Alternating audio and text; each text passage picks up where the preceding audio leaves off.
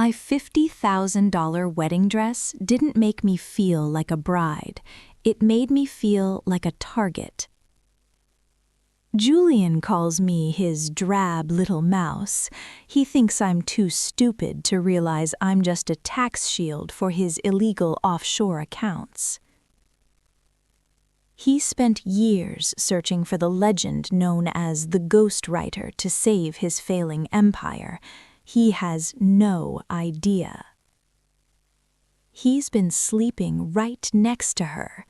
I didn't come to this altar to say I do. I came to tell him I just sold his entire company to his biggest rival for exactly $1. Subscribe to see how I turned the wedding of the century into his final chapter. The white silk of the wedding dress felt like cold water against Elara's skin. It was a $50,000 masterpiece, hand-stitched in Paris, and she hated every inch of it. As the seamstress tucked a final pin into the waist, the heavy doors of the dressing room swung open. Julian Thorne walked in, his tailored suit reflecting the sharp, cold lines of his high-rise penthouse. He didn't look at Elara's face, he looked at the dress. "The waist is still too loose," Julian said, his voice smooth and authoritative. "I want her silhouette to be perfect for the cameras, Vera. Thorne International is on the line." "Of course, Mr. Thorne," the seamstress whispered, her hands trembling. Elara caught Julian's gaze in the mirror.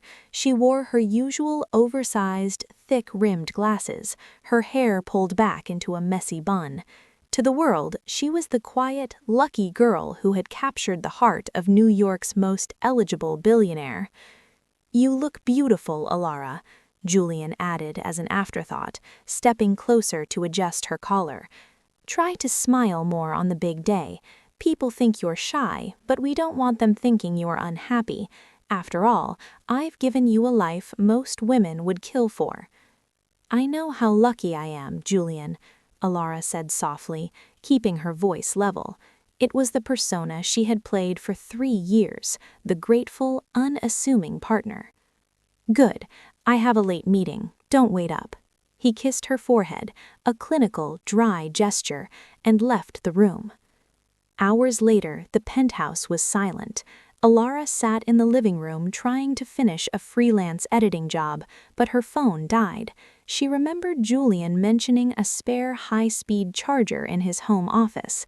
He usually kept the room locked, but tonight the door was slightly ajar. The office smelled of expensive leather and stale cigars.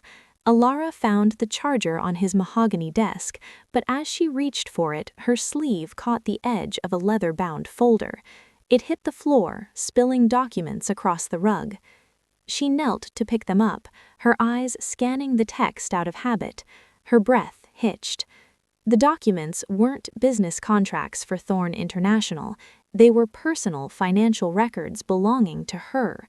She saw her late father's small trust fund, the only thing she had left of her family, and a series of unauthorized transfers. Julian Thorne had been systematically draining her accounts and tanking her credit score for months.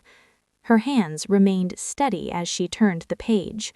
Beneath the bank statements was a small digital recorder. She pressed play. Julian's voice filled the room, accompanied by the clinking of glasses and masculine laughter. "She's a drab little mouse, fellas," Julian's recorded voice bragged. "She doesn't know a sock from a sock, but she's the perfect tax shield for those offshore accounts. By the time we're married, she'll be so financially tied to me she won't be able to leave even if she figures it out, which she won't. She's too stupid to realize she's being used." Elara sat on the floor of the dark office, the recording looping in her head. A drab little mouse, too stupid. She didn't cry, she didn't scream. Instead, she reached up and slowly took off her glasses, laying them on the desk. Her gaze sharpened, the soft, shy light in her eyes replaced by a cold, mathematical focus. Julian Thorne thought he was marrying a trophy he could control. He had no idea he had just invited the most dangerous corporate strategist in the country into his home. Elara stood up, her movements fluid and precise. She didn't need the charger anymore. She needed her hidden laptop. The ghostwriter was awake, and she had 5 days to rewrite Julian's ending. The sun rose over the Manhattan skyline, casting sharp golden light into the penthouse kitchen. Elara sat at the marble kitchen island sipping black coffee. Her oversized glasses were back on her face, and her hair was tied in its usual loose, messy knot. When Julian walked into the room, he didn't see a threat. He saw a piece of furniture he had grown used to. "You're up early," Julian said, checking his reflection in the polished toaster. He adjusted his silk tie, his movements brimming with the confidence of a man who thought he owned the world. "Nervous about the seating charts?" Elara said softly. "Just making sure everything is perfect for you, Julian." He patted her head, the way one might distract a pet.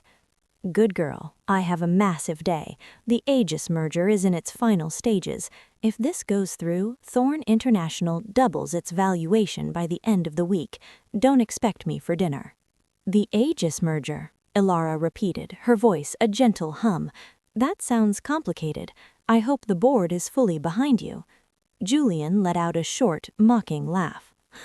"The board does what I tell them to do. They're sheep, Elara, just like everyone else." As soon as the elevator doors hissed behind Julian, Elara's posture changed. Her movements became precise and intentional. She went to her closet and reached behind a row of vintage heavy sweaters, pulling out a slim, matte black laptop that Julian didn't know existed.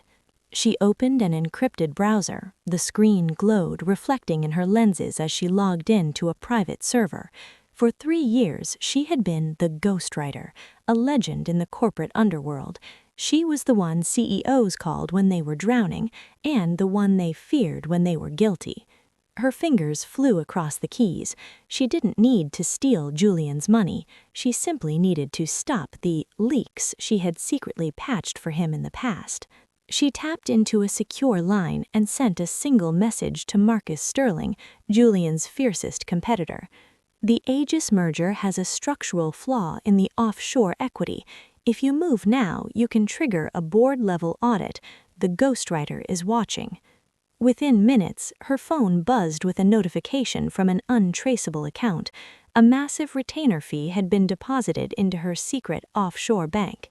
Elara spent the next few hours moving her own assets. She redirected the remnants of her father's trust fund into a series of shell companies, effectively making the money invisible to Julian's lawyers. By noon, she was at a high-end storage facility in Midtown. Inside her private unit sat a row of garment bags. She unzipped one, revealing a sharp charcoal gray power suit made of Italian silk. Beside it were pairs of designer heels that looked more like weapons than footwear. She reached into a hidden compartment of her bag and pulled out a burner phone. She had one more call to make. "It's me," she said when the line connected. "The Thorne wedding is 4 days. I need the federal audit documents ready to go by Friday morning, and I want the media leak timed when I walk down the aisle." "Are you sure about this, Elara?" the voice on the other end asked. "Once you burn this bridge, there's no going back." Elara looked at her reflection in the storage unit's mirror. She didn't see the drab little mouse Julian had described. She saw the architect of his ruin. "I don't want to go back," she said, her voice like ice. "I want to see what happens when a king realizes his throne is made of glass." That evening, Julian returned home looking frustrated. He threw his briefcase onto the sofa and poured himself a double scotch. "Something wrong, honey?" Elara asked, stepping out of the shadows of the hallway. She was wearing a new silk robe, not her usual cotton one. Julian squinted at her, his eyes narrowing. "The Aegis deal hit a snag. Some anonymous tipster flagged our offshore accounts to the board. It's a mess." He paused, looking at her up and down. "Since when do you wear silk?" Elara smiled, a slow, predatory expression that didn't reach her eyes. I just thought it was time for a change. After all, a wedding is a new beginning, isn't it?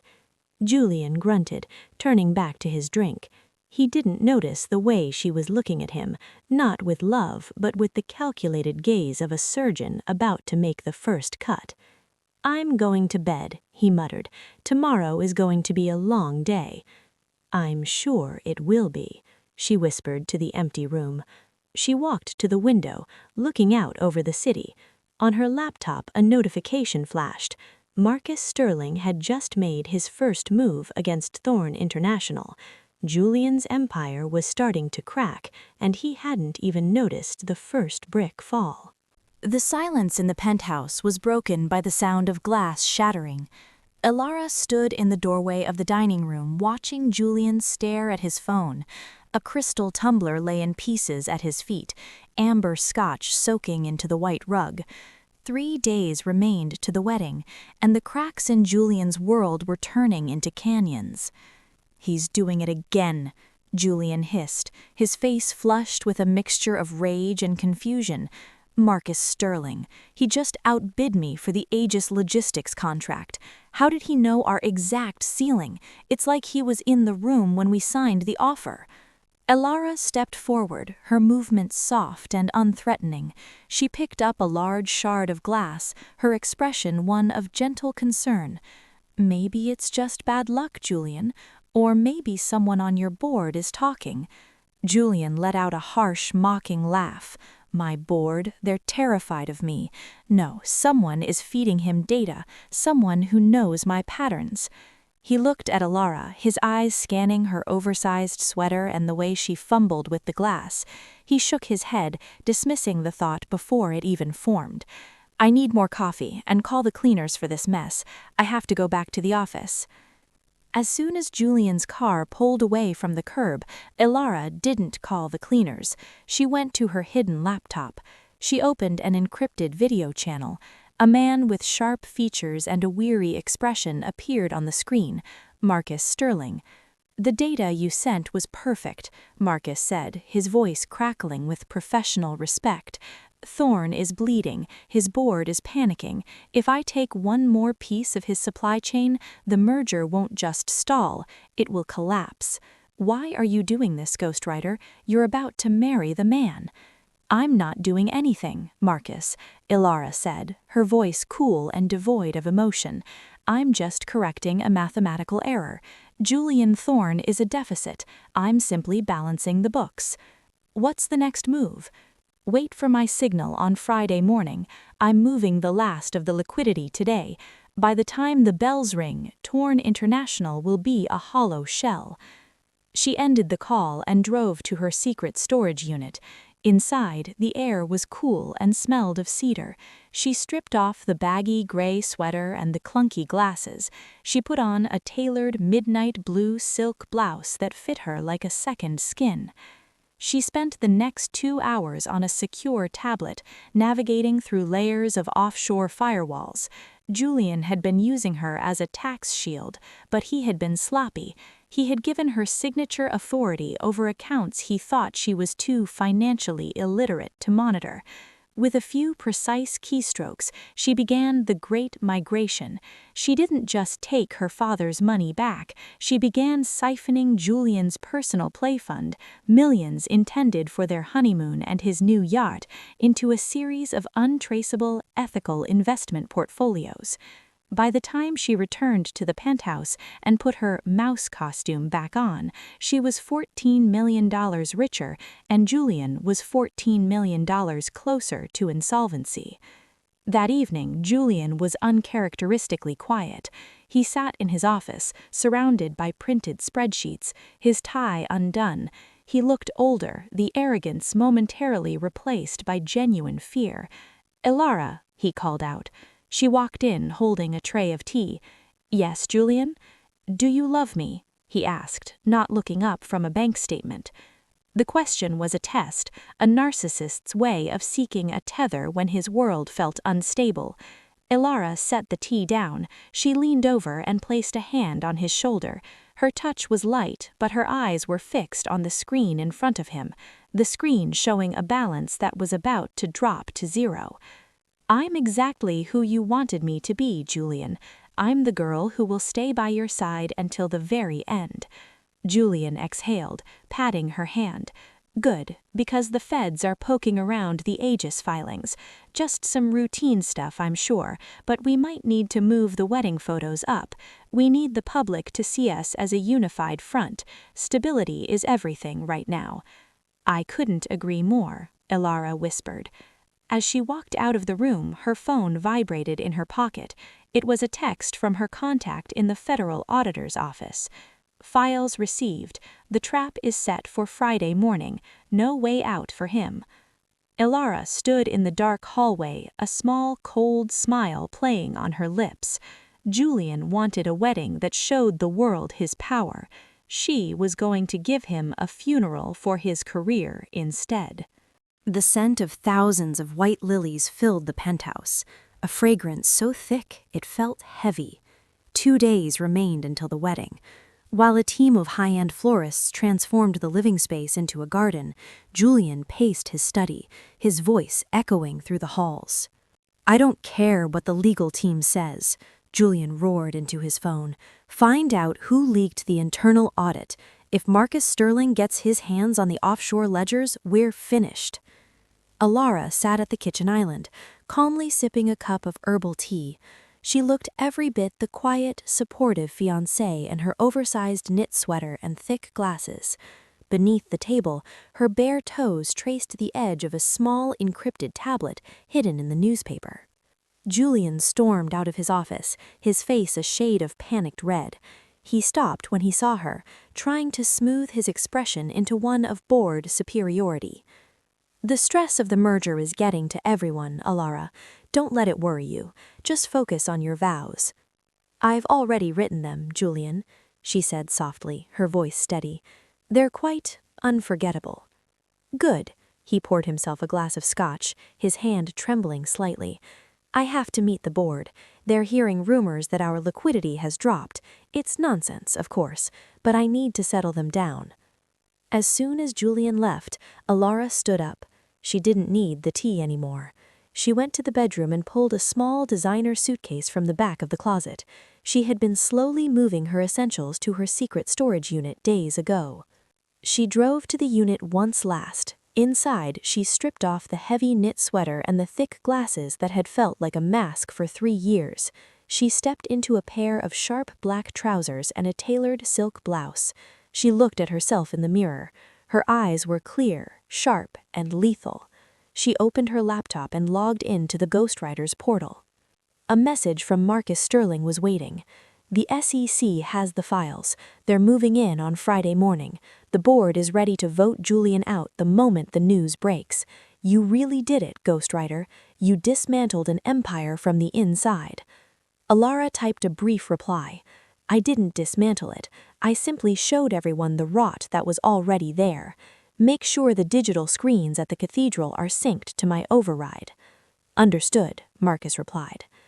That night, the penthouse was eerily quiet. Julian had returned late, smelling of expensive alcohol and desperation. He was passed out in the guest room, leaving Elara alone in the master suite.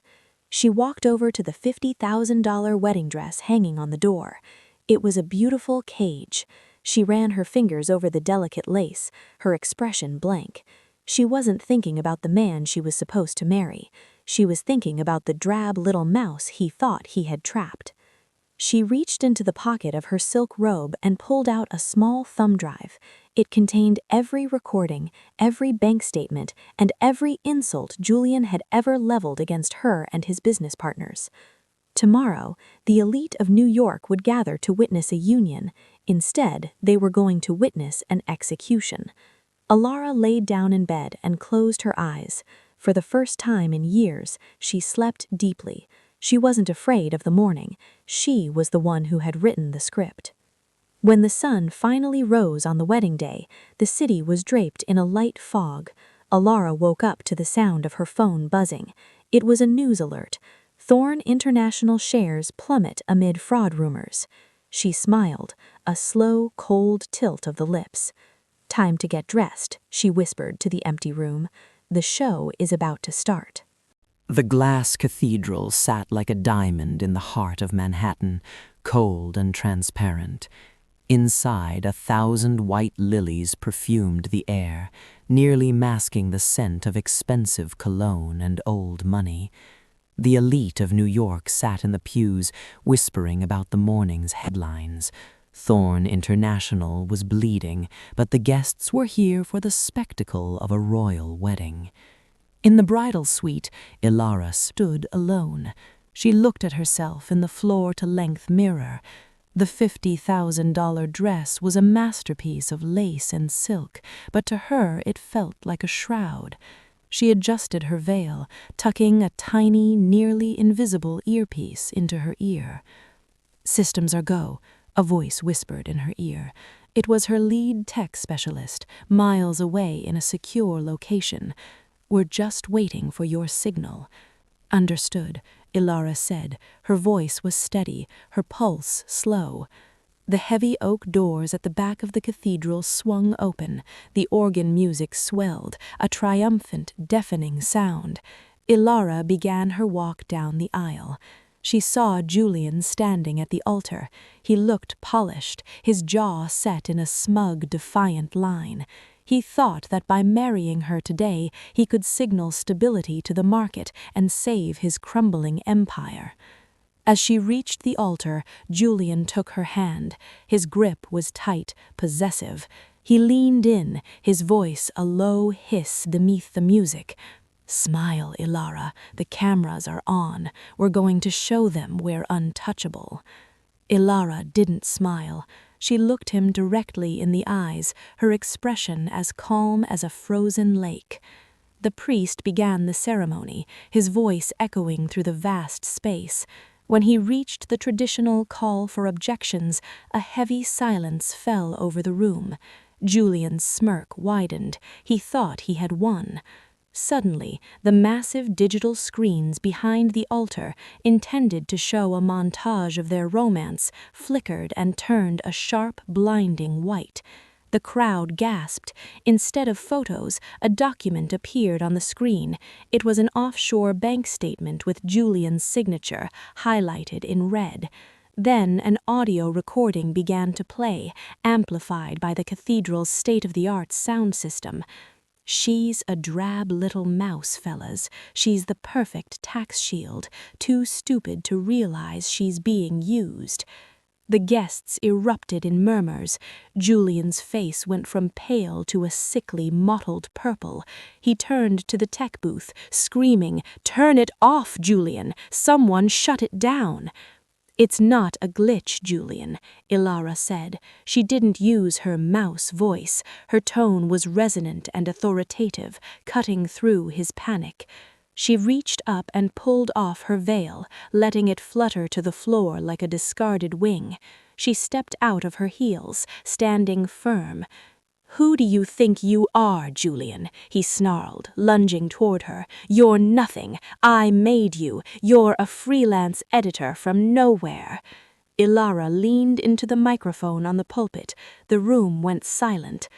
"You spent 3 years looking for the ghostwriter to save your failing company, Julian. You didn't realize you were sleeping next to her. I am the one who built your empire, and I am the one who just sold your controlling shares to Marcus Sterling for exactly $1. Julian froze. You can't. Those accounts were protected." "They were," Elara replied with a cold smile, "and I just revoked your access." The heavy doors at the back of the cathedral opened again. This time it wasn't a bride walking in. It was a team of federal agents in dark suits. Julian tried to bolt toward the side exit, but he was intercepted by 2 officers.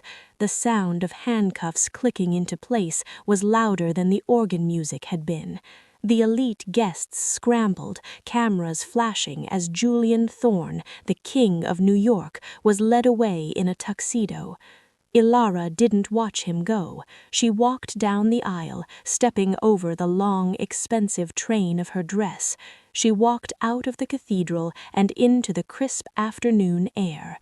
A sleek black car was waiting. Marcus Sterling stood by the door.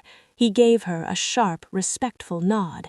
The merger is dead. Thorne International belongs to the board now. Where to, Ghostwriter? Elara said, the airport. An hour later, Elara sat in the plush leather seat of a private jet. She had changed into a sharp, tailored suit. She reached into her bag and pulled out her oversized, thick-rimmed glasses. She put them on, not as a mask, but as a tool. She opened her laptop. A new notification appeared on the encrypted server. Someone needs your help. Hostile takeover in progress in London. Elara looked out the window at the Manhattan skyline shrinking beneath her. She felt light. She felt powerful. She felt like herself. She turned back to the screen and typed a single sentence. My price just went up. She hit enter, and the jet climbed higher into the clear blue sky.